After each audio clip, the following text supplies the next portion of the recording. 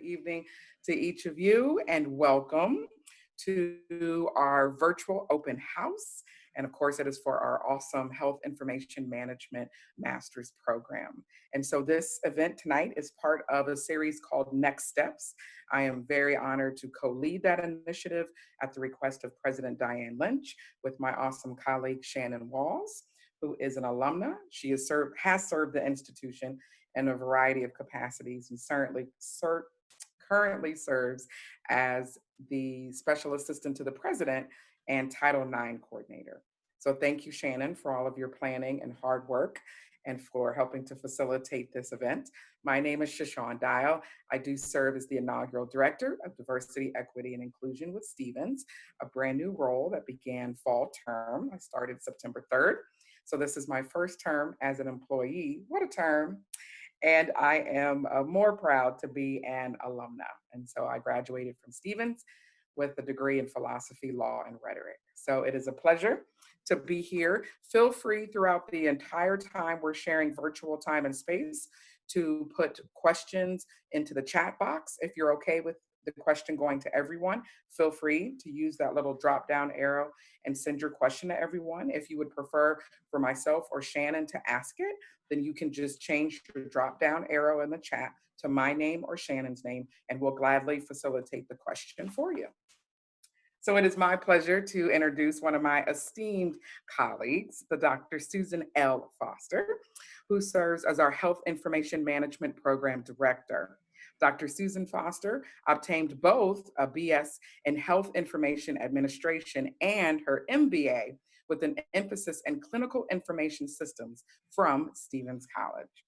She then went on to earn a Doctor of Education in Instructional Leadership with an emphasis in Higher Education Administration from Lindenwood University. Dr. Foster has worked for more than 25 years in the health information management and higher education fields. She's a certified healthcare privacy and security and has experience as a privacy officer as well. Dr. Foster has taught a wide plethora of courses: medical terminology, introduction to health information management, healthcare delivery systems, healthcare statistics, quality management and healthcare, basic coding, inpatient coding, basic CPT coding, clinical classification systems and terminology, breathe now, healthcare reimbursement, healthcare finance and revenue cycles, computers and healthcare, human resources, and risk management. Whew. So Dr. Foster's research includes online education and adult learning styles, and she is currently participating in research knowledge transfer with an interdisciplinary study abroad course. Dr. Foster currently is serving on the AHIMA CEE Curriculum Work Group and recently was elected Director of Education for the Missouri Health Information Management Association. So feel free, if you're comfortable with Zoom, to use those little reaction buttons that's there. You have options of a thumbs up and you have options of clapping. There we go. Feel free to do that and warmly welcome Dr. Susan L. Foster. Well, thank you very much, Shashawn. I'm honored for such a introduction, and I'm honored to be here tonight. I do have a PowerPoint presentation to share with you.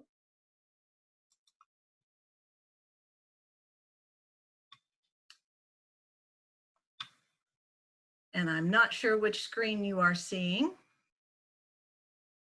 We have the first screen, the first slide of your PowerPoint, so we're all set. Okay.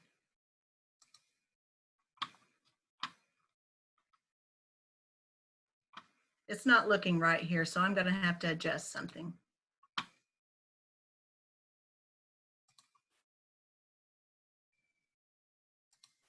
Slideshow, begin.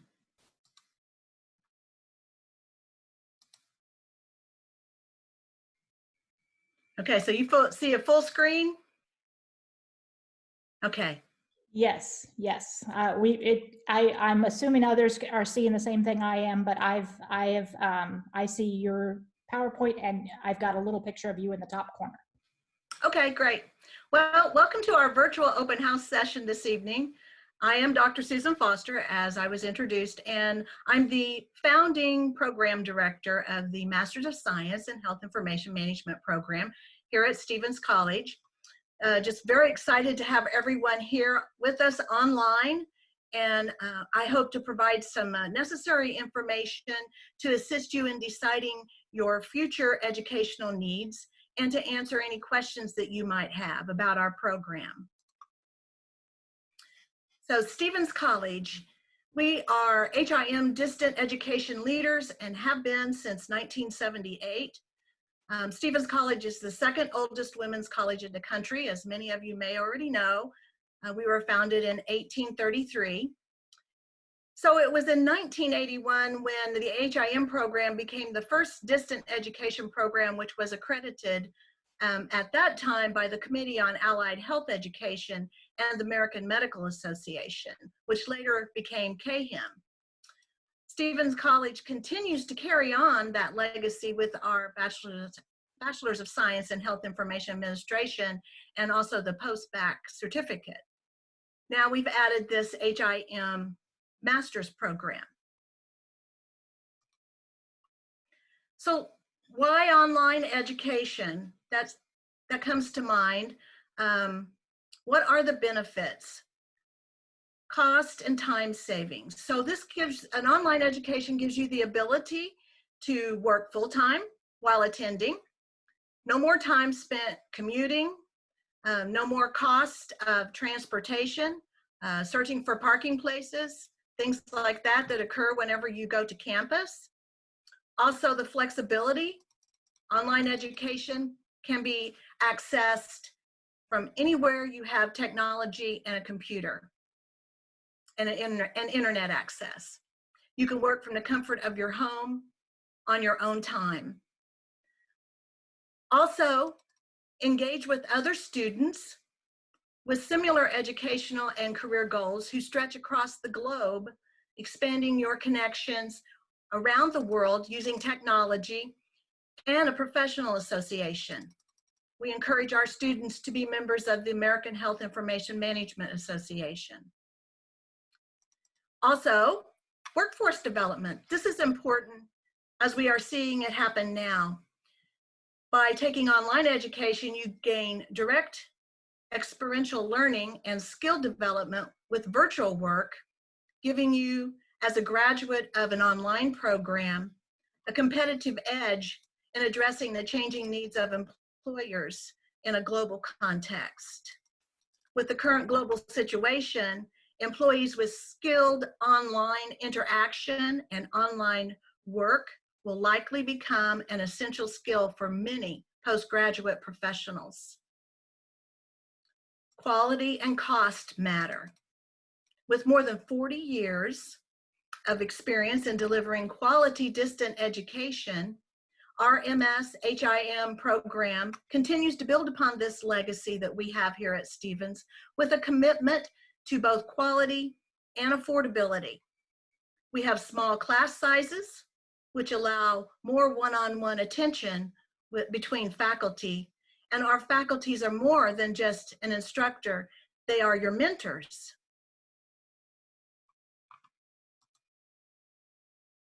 Our program is 100% online. This allows you to work full-time while attending college if you so desire. You also have the flexibility to study from anywhere you have access to technology and the internet. Our program is a 36 credit hour program, which can be completed in 5 semesters if you attend full-time, and 7 semesters if you choose to attend part-time. This is continuing semesters, meaning there's not a break in between any of the semesters. It includes summer. There's no pre-testing such as a GRE or GMAT that is required for admission. Our fall and spring semesters are divided into 2 8-week sessions, which makes it possible to offer compressed 8-week accelerated courses and faster completion of the program. And as I said before, summer attendance is required. Also, students may apply and enroll in the summer, fall, or spring semesters. Students also have the option of applying and enrolling in the spring or fall second session. So potentially there's 5 enrollment opportunities during an academic year, which we think this is a plus in that students can start the program and finish in a timely manner. So why Stephens College? Number one, we have a stellar reputation for providing quality online HIM education. Now our students have the option to advance their education with a graduate degree. Also, our MS-HIM program has been designed with the new AHIMA 2018 graduate curricular competencies. We did this because we have future plans to apply for KHIM accreditation of the master's program, which would make our graduates eligible for the RHIA credential exam. This also ensures that our program will meet accreditation standards, making it a program with high academic integrity as well as quality. Being an online program, we use technology to provide applied learning with hands-on activities, with future plans to advance these opportunities. Our faculty, as well as our advisory board members, are in the know when it comes to HIM and technology. Perhaps you already have an RHA credential. That's a possibility. But you want to advance your degree with a graduate degree. So Stephens College wants to recognize those credentials by offering course credit. There's an application process with a minimal transcriptive fee, and in turn, you get 3 credit hours for one of the MS-HIM courses. This puts you at an advantage. This graduate degree is all about advancing your skills in research and leadership, as well as the management of health data and information. So I want to point that out, that this is actually a research-based degree and there is no professional practicum required. Why an HIM graduate degree? Why would you even want one? Well, let's talk about it. In 2018, the healthcare industry became the leading employer here in the United States. So with that increased demand for healthcare services, there will be more of a demand for employees. And we see that happening. Big data. Who hasn't heard about big data?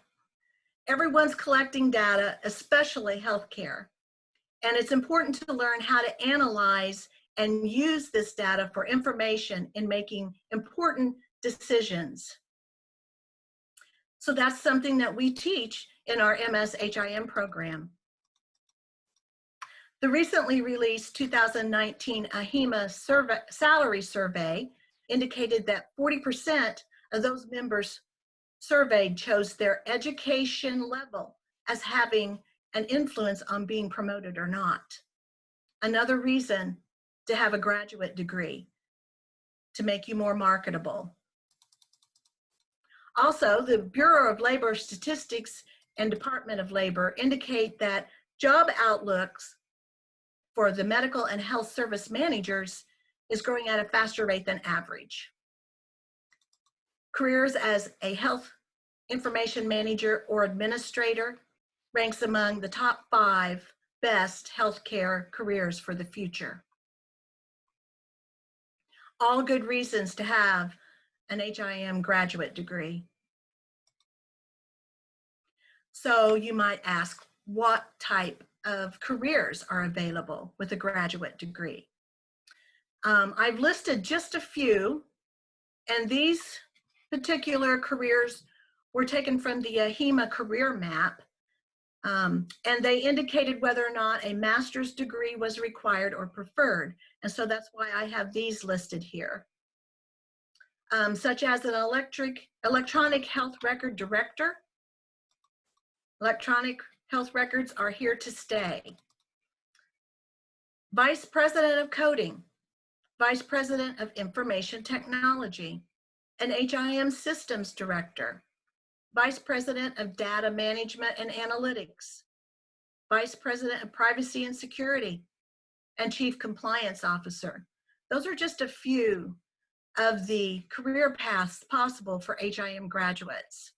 I recommend that you plan out your career path by using the HEMA career map, as well as Indeed or LinkedIn or other job databases to assist you in researching and finding out what your future career educational needs would be. So let's talk just a little bit here about the admission requirements for the MS-HIM program. First, you must have a bachelor's degree from a regionally accredited institution. The natural next step in education would then be from a bachelor's to go to a master's. That's how it works. The overall GPA of 3.0 or better is highly preferred. However, depending on your GPA level, a provisional may be offered, allowing you to pursue your degree. This is on a student-by-student basis. There are also undergraduate prerequisite courses that should be taken, and they're listed here. That's information systems, statistics, anatomy and physiology, pathophysiology and pharmacology, and medical terminology. Many of these courses are included in a Bachelor of Health Information Management.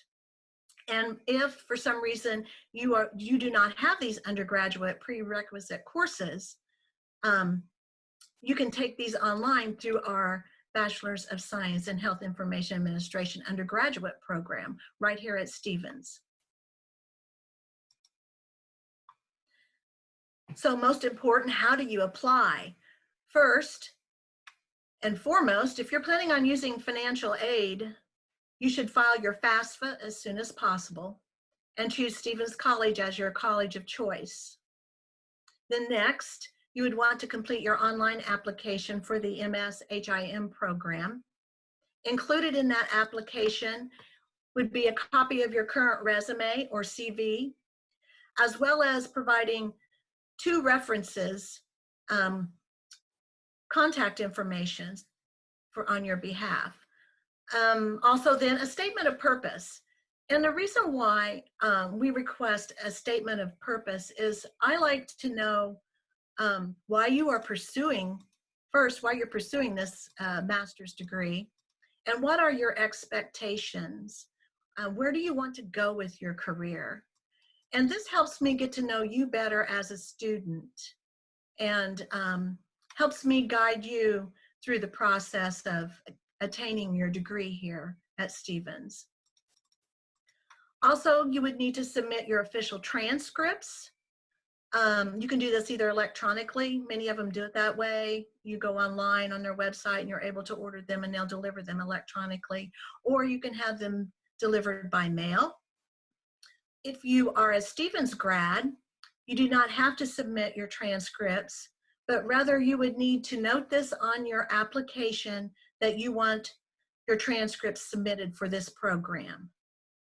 And someone in admissions will work with the registrar to get your transcripts forwarded. Speaking of admissions, Toya Wynn is our admission counselor. Toya is on the call tonight. She receives requests from students through email as well as the application notifications. She assists our students in application completion and also notifies the program director and registrar that an application has been completed for review. Toya can answer any questions about applying to Stephens, and here is her email, there's 2 emails that you can notify Toya with, and also her office phone. So here's some frequently asked questions. These may be some that you might have or may not. Is financial aid available? Yes. Student loans would be the financial aid that is available to some. It all depends. Every student is unique. You would have to make an application to FAFSA for that. And then also our financial aid advisor could assist you further. Can I make payments? Yes. We have information on our website and also in the Masters of Science Health Information Management Student Handbook, which is also available on our website. Can I transfer previous graduate course credit? Yes, we do accept up to 9 credit hours of graduate education, depending on the subject matter and course objectives. Any course that is transferred must meet certain competencies. Is there a time limit for completion? Absolutely, yes. You must complete the program within 5 years once you begin. And this can even be done if you take 1 course a semester. However, that's not something that I would recommend if at all possible. Is there an application fee? No, not at this time. Okay, now the floor is open for questions. I also want to provide you my contact information. That's my email address, my LinkedIn profile, contact information, as well as my office phone number. So if we have any questions, we will proceed from that.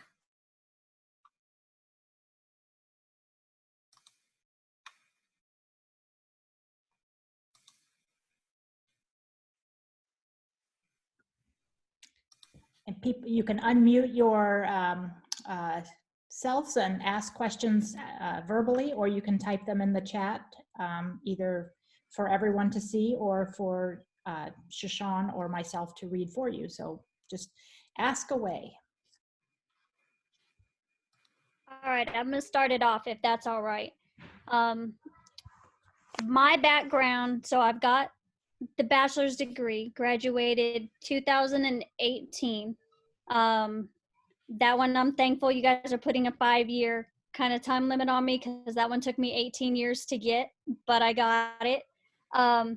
The question is, so I'm coming from a military background with this heavily cybersecurity analytic. That's my background. That's what I know. That's what my resume is. What I am finding while I'm in the middle of my transition toward retirement and really finally getting out of the Navy is that my cyber background and the healthcare education, right? I'm not really meeting their mold of having that hands-on healthcare. So for me, coming from a different world, the cyber world, going through this master's program, it'll be a master's degree, is something I'm definitely interested in. How am I going to be able to translate that into a real world, getting out there experience, if that makes sense? So I have to ask, you're wanting to go into healthcare to work? Are you looking for work in a healthcare facility, or are you wanting to stay with perhaps like the VA or something like that, and work in their health information management department? Or would you like to look into working in IT, health IT, privacy and security? Is that an area? So what is your main focus of what it is you want to do? Or do you know? I mean, when you get into healthcare and start digging deeper, sometimes you find areas that you didn't even like before or knew that you liked. And after learning it and doing some activities, you want that area as your area of expertise. So can you tell me a little bit about that? So with not having been in the healthcare realm for a long time, now I had healthcare experience prior to coming into the military. Told them I needed to change because healthcare was always going to be there, right? I don't know at this specific time what it is. Sorry, I've got my Alexa talking to me in the background here. I don't know specifically where it is I want to delve into. What I do know, and it was pretty scary based off of my research paper doing for the graduation, right, the senior thesis, is that I do see the major gap that there is. And it's scary how healthcare doesn't understand the cyber world. So in figuring out how can I find a position to kind of marry up the cyber and helping to defend the electronic health records and the all things, the Internet of Things that are now within healthcare facilities, is something that piques my interest. Do I want to be in the IT shop trying to figure out or just deal with the IT on a daily basis? No. But the CHPS has been something that's intrigued me, right? It has to deal with the privacy and the security of the patient information. That intrigues me. How can I secure that? How can I safeguard that and safeguard the patients in that realm? I don't know what I don't know out there yet. The looking at the big data, I understand that from a cyber side that is something that's huge in the world and also is becoming huge on the healthcare side. So weighing the options, getting in there and learning the healthcare arena from a hands-on perspective would be phenomenal. But no, I'm not exactly sure as of this moment kind of what lane I need to drive down. Okay. Well, the master's program does where we don't have a practicum, we still do activities where we apply and use what we learn a lot through case studies and things of that nature. This is a new program. We are looking into possibly getting some more hands-on with an EMR. Would like to see an EMR of our own, but that's something down the road. For someone who has your background, it sounds to me like being in the privacy and security realm would be a plus for anyone in healthcare. You're correct. There is a huge need for cybersecurity when it comes to big data. We hear about breaches on the news a lot. In fact, 2018 was one of the worst years in data breaches, and it's not just in healthcare anymore. That's an area that you could also credential yourself in. There's various organizations that have credentials that show that you have a deep understanding of privacy and security. HEMA does have a credential. I am certified in healthcare privacy and security. It's different when you start talking about healthcare because it's regulated so heavily. And a lot of what we teach is about the regulations, how to interpret the regulations, and how policy drives that. So that's a big part of what an HIM professional does. Whereas even working in IT or in security, one does risk assessments, which is a different area. And I'm sure if you are aware of cybersecurity, that's probably something a term that you know well. That would be my suggestion as to how to mirror your education with what you already know. Does that answer your question? Yes, it does. And on the cybersecurity side, I'm credentialed. I would like to ask, as far as we're talking credentialing, would you recommend in any term, so on the security side, the cyber side, we do CISSP. Yes. Certified so SANS has a HCISSP that's out there now as well. It's a credential I've been looking toward, but I just don't know. I haven't met anybody in the industry who's got the HCISSP behind them to even know if it would assist in trying to get a position like that, whether it be within the VA or whether it be within the private sector. I think I would do some research, look up some for job descriptions or job openings. I know AHEMA does not have anything listed with another associations like that. You might also look at HIMSS, the Health Information Systems Society.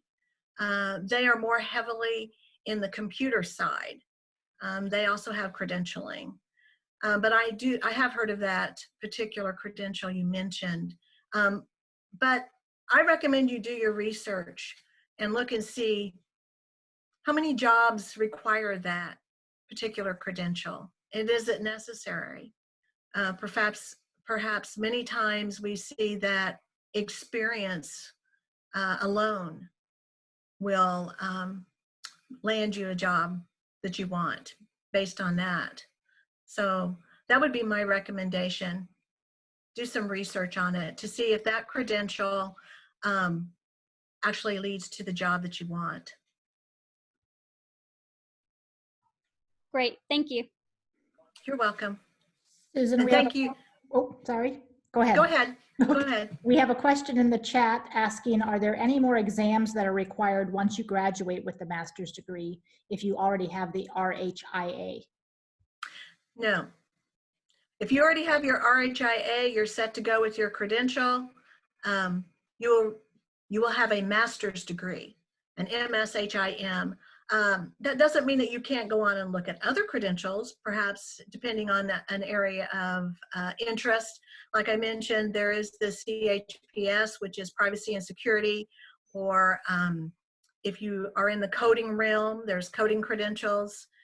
But as far as testing, they are not any other credentialing test other than the RHIA. And at this time, we're not KHIM accredited yet.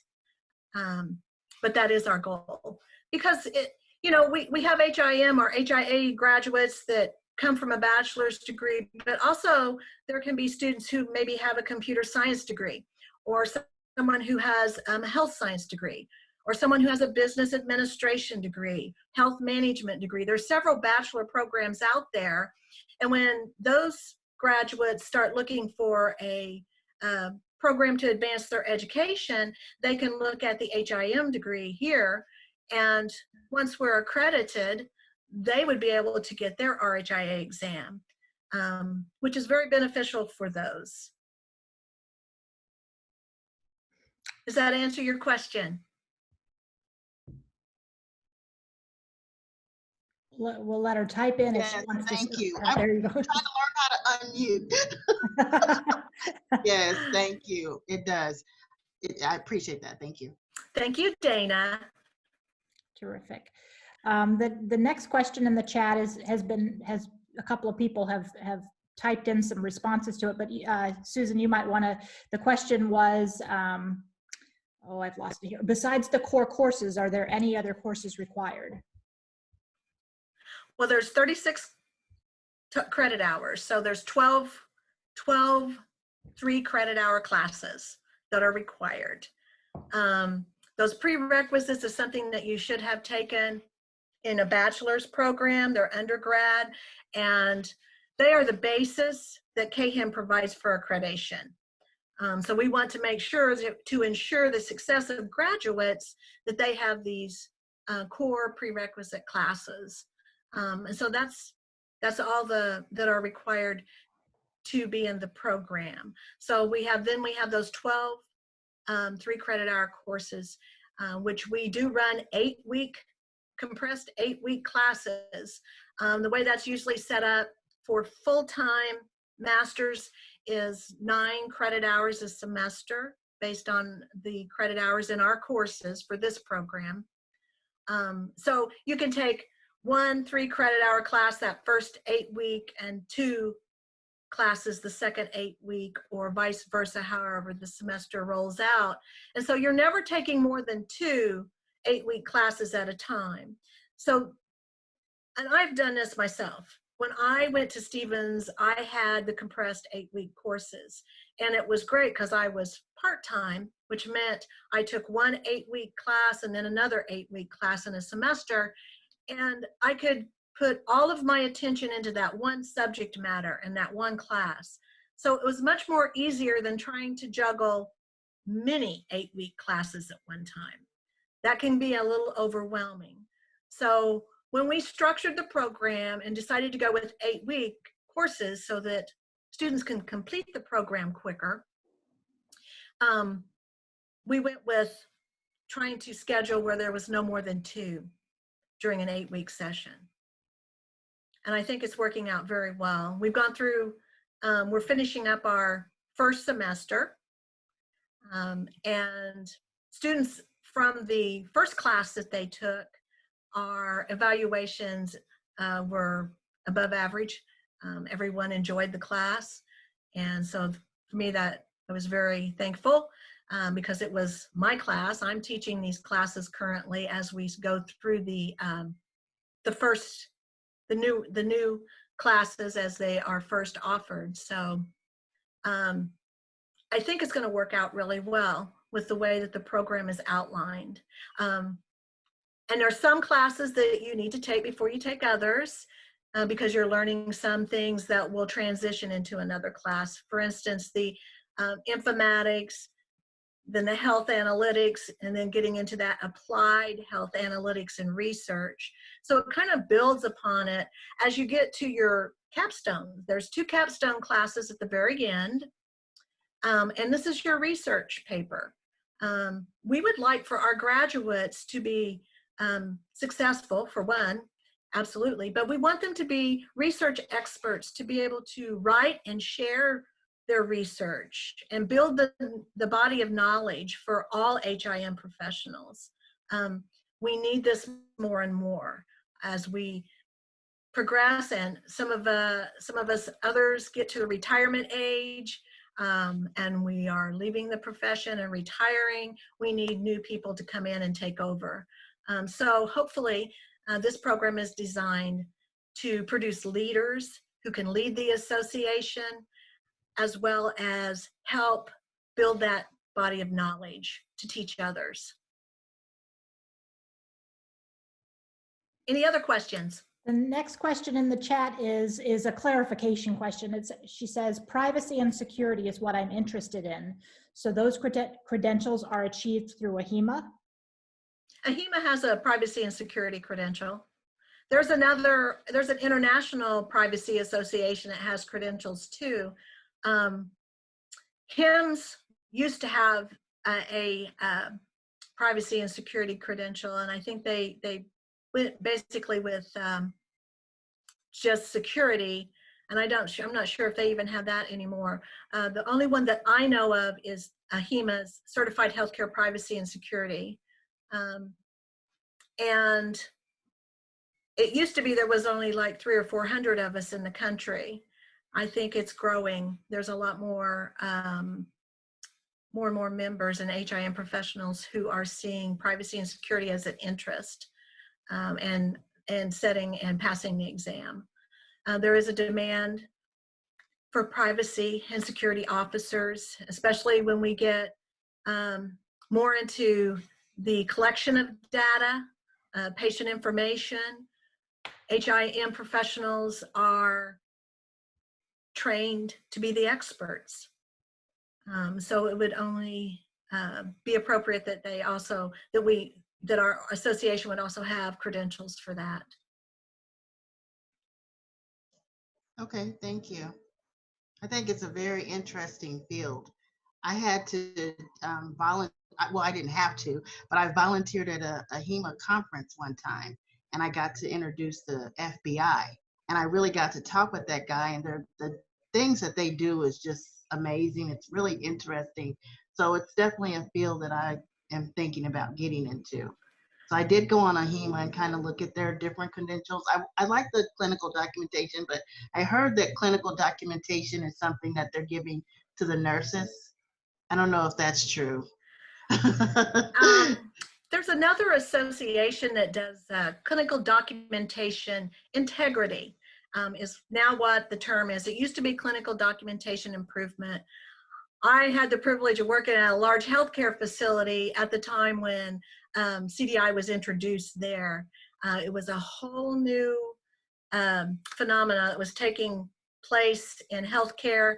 This was in early 2000s is when this particular healthcare organization decided that they would introduce that to their physicians. And at that time, because there's a lot of different terminology in medicine. You can hear one disease referred to by this name, and then it can be referred by another name, but it's still the same thing. So there was a lot that they were talking about terminology, and the fact that when nurses are trained and go through their education programs and they work with physicians on the floor, they have that clinical terminology that the physicians are used to, okay? When you get into medical coding and in the HIM realm, there's a different terms that are used, specifically with those codes, okay? It's not all just driven by this profession, no. It's those codes that are provided, the ICD-10, it was ICD-9 at that time, and those CPT codes. Those are driven by CMS and American Medical Association. Those are driven by those places. So the terms that are spoken are different. So that's how nursing got involved in this. It's clinical outcomes based too, which is a different term that you may or may not hear. There's things called clinical indicators, which are things like lab results, symptoms, vital signs, all these different types of things that indicate a particular clinical diagnosis. Nurses are trained in this, so they know it. They can speak the talk with doctors. Then there's clinical outcomes, which we hear about because we do teach quality management, and part of quality management is clinical outcomes of the patients, patient safety, those types of things. We teach that in our program. That is something else that nursing follows closely. That's why you see a lot of nurses working in quality management. It's not that we don't know or understand it, it's just that they are taught that in the forefront. And so they've always been looked at as the experts, which is great. But that's how the CDI and nursing got together. And you will see that many of the positions that are listed in the job descriptions, they want someone with an RN. I saw that. I do know that they now call it clinical documentation integrity, and AHIMA is working on that. We do have the clinical documentation improvement practitioner credential, which is a little bit different. It's more about the management of a CDI program and implementing one. Things are changing because more and more people are using or have already implemented these types of programs. So they are looking at advancing that credential and education about it. So if that's something that you're interested in, definitely keep an eye on it. That you can always go for another credential later on. Yeah, both of those are clinical documentation improvement and privacy and security. I don't know which one. I don't know. I always, well, again, my history. I was the department, I was an admin assistant to the HIM program director. And she was also the privacy and security officer for a large healthcare organization. She was the corporate.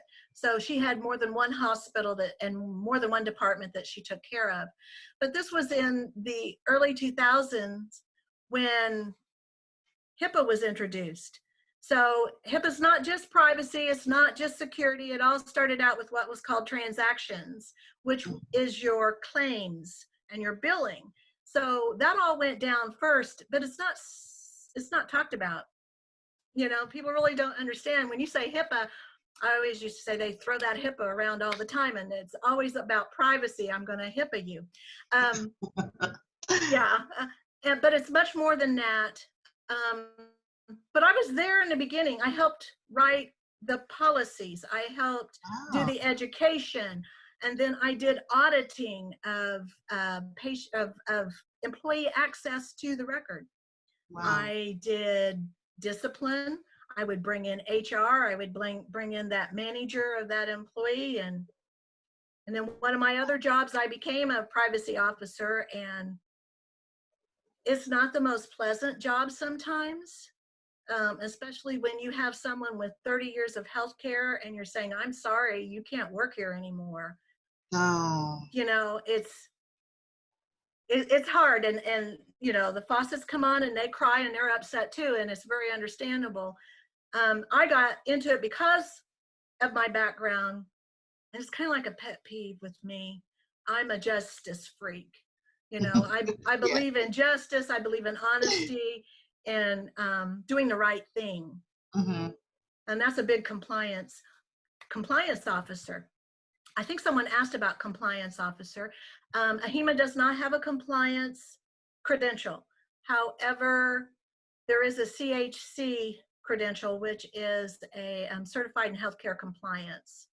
I can't think of the organization off the top of my head that does that.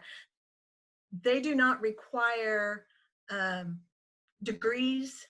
They require that you have that you do webinars and person-to-person education, and you have a certain amount that you have to meet. They do have like 2 or 3 days seminar type things, meetings where you go, academies, I believe is what they call them. I researched this at one time because I thought that's what I wanted. Then I decided I liked education better and went this way. But then after you complete all those requirements, you can take their exam and be a certified in healthcare compliance. And I do know I have several friends who are CHCs, and they work in healthcare as compliance.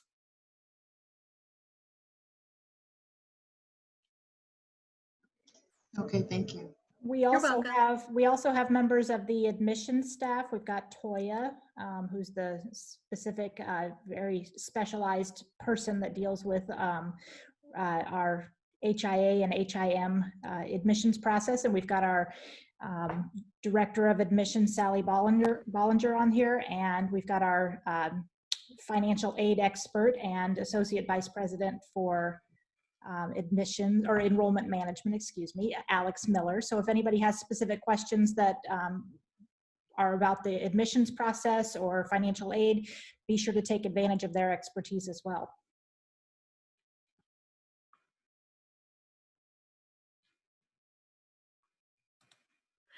I noticed somebody asked a question about orientation, and I've heard wonderful things about our online orientation class. I remember when I did orientation at Stephens, it wasn't a class.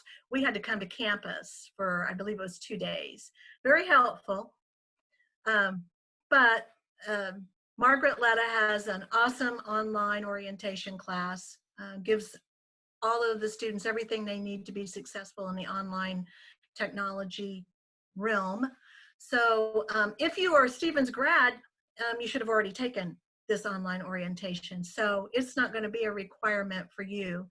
But if you're not a Stephens graduate and have never taken the online orientation course, that would be a requirement. It's a 1 credit hour class. But again, it's very useful and helpful to the success of students. So we would want to make sure that you had that if you've never been here.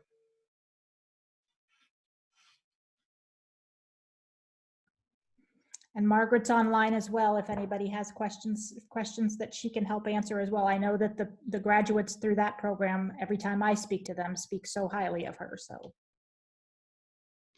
So I have a quick question. The same instructors that we had in the bachelor program, are they going to be the same going forward in the master side as well? Probably not, maybe. We will be, the plan is to hire another full-time faculty. Of course, when you teach in a master's program, there are certain requirements. However, there are some very talented educators teaching those program or those courses in the HIA program. I know them. I know many of them personally. We are extremely fortunate to have a couple of them who are actually work for a HEMA. So they are definitely in the know when you're in their classes. The information you get is the most current because they are on top of it. And then I do know that many of the other ones are HIM professionals who have been working in the industry for several years. So, however, at this time, I'm the only one teaching in the program because we are so new. But come fall, there will need to be someone added.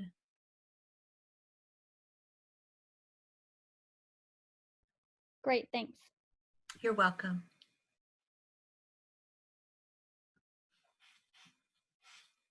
Anybody else? We have a comment saying, my only concern is the lack of job opportunities here, maybe in mid-Missouri. Job opportunities in mid-Missouri. Okay. We do have a couple of the largest healthcare facilities in this area. I mean, MU Health and Boone are large healthcare facilities. There are some others. And also, you might consider other opportunities. What are the other healthcare settings where I might find job opportunities? It's not just acute care. Also, there's consulting. What do you know? And promoting yourself, marketing yourself, branding yourself with what you know, and making those connections through your networking. That is big on job placement. I can't stress that anymore.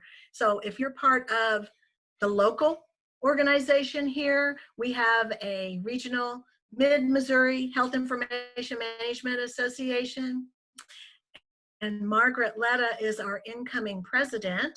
So you can reach out to her and make sure that you are part of the organization. That puts you in place with the state of Missouri. We have one of the larger state associations. And there's a lot of HIM professionals who are willing to mentor and to help students make those connections. So, you know, it's all, I hate to saying it's all who you know, but when you talk about networking and making connections, it truly is. And if you don't make those connections, it makes it more difficult for job opportunities. But then don't silo yourself to just one area. Start looking. The CCPD, that is our career and professional development department. Mm-hmm. And they will help with resume, with job interviewing. What are some of the other things, Shannon? Am I missing something?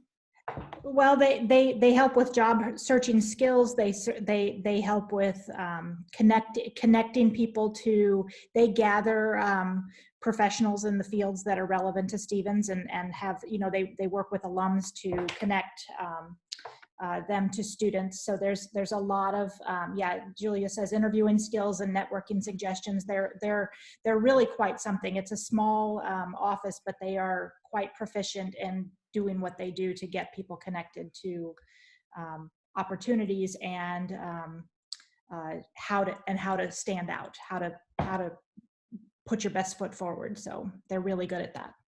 And they have a session tomorrow called virtual interviewing. So to help learn how to do this kind of stuff in searching for a job, how to use Zoom to your best benefit, because a lot of interviewing right now specifically, but I think going forward, a lot of interviewing will continue to be virtual.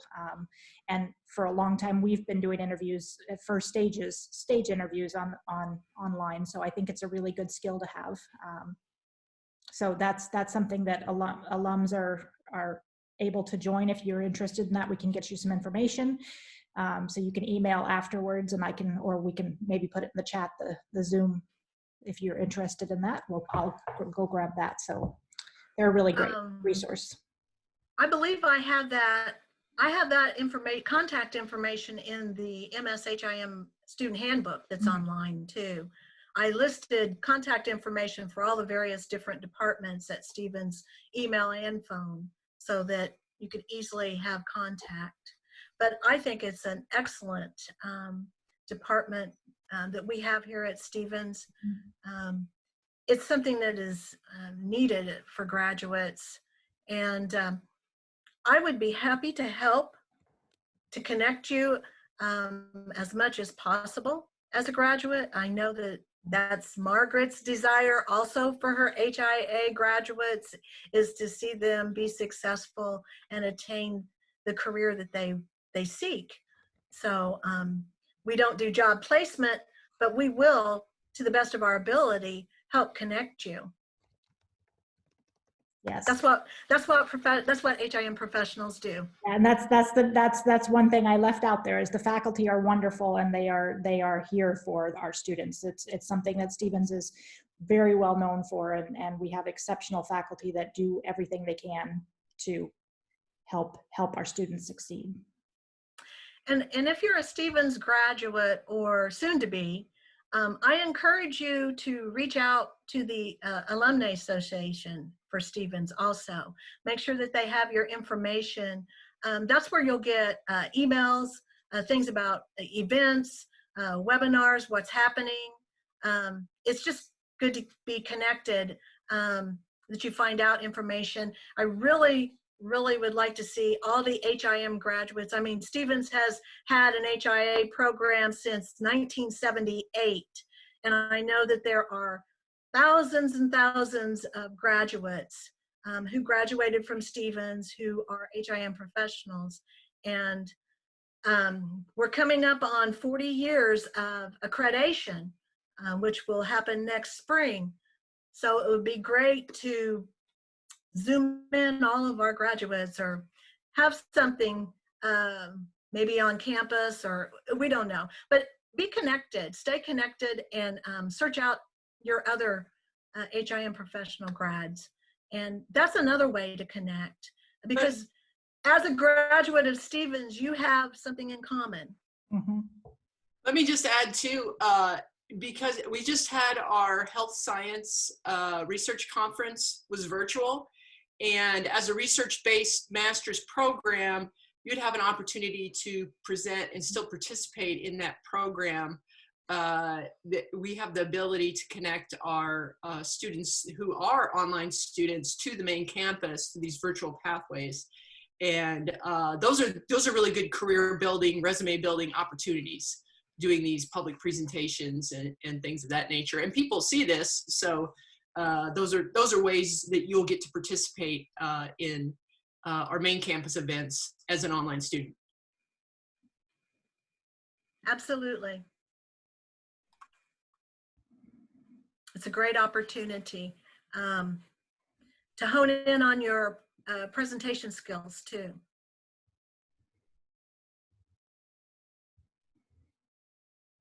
Anybody else? Sounds like you've done an excellent job answering the questions, Dr. Foster. Thank you, I hope so.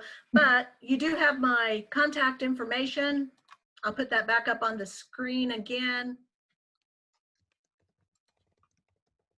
There it is, my email. And if you're not connected with me on LinkedIn, look for me. I will be happy to connect with you. I use LinkedIn a lot. It's a great professional social media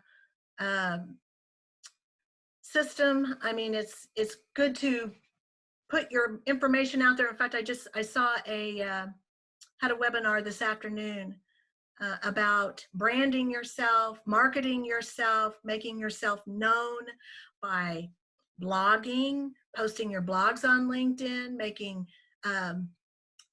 meaningful conversation about articles or things that are happening, current things that are happening. It's not a place where you show, pictures of you and the kids, and it's not like Facebook, but it is a business type of social media to connect with other fellow business professionals.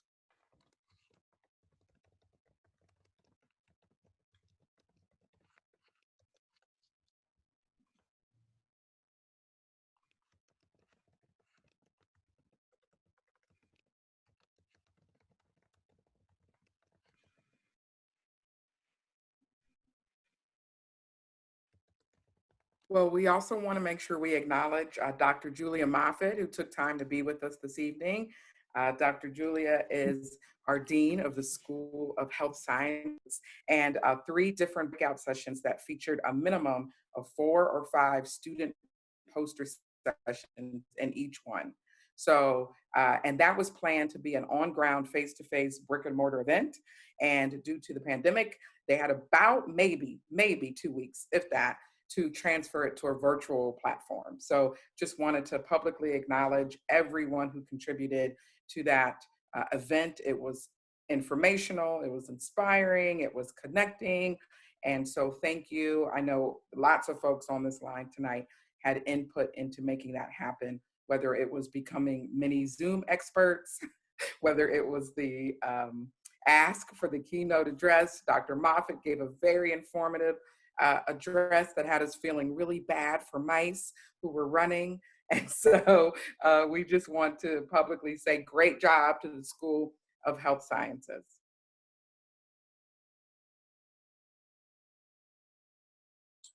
That's the research conference we'd love to have our master's students presenting in for HIM too. So yeah, thank you. And that will be each year, right? This was the inaugural year? Every year. We've got those capabilities now, so we'll be streaming in sessions.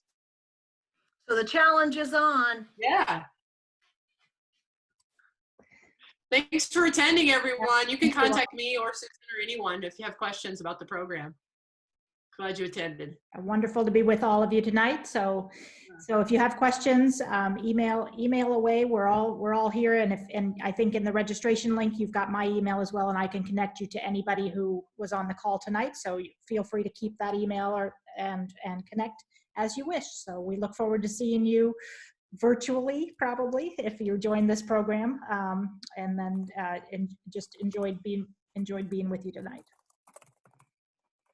Also, if you want to Zoom, I'll Zoom with you if you need a face-to-face. Yeah. Perfect. Thank you.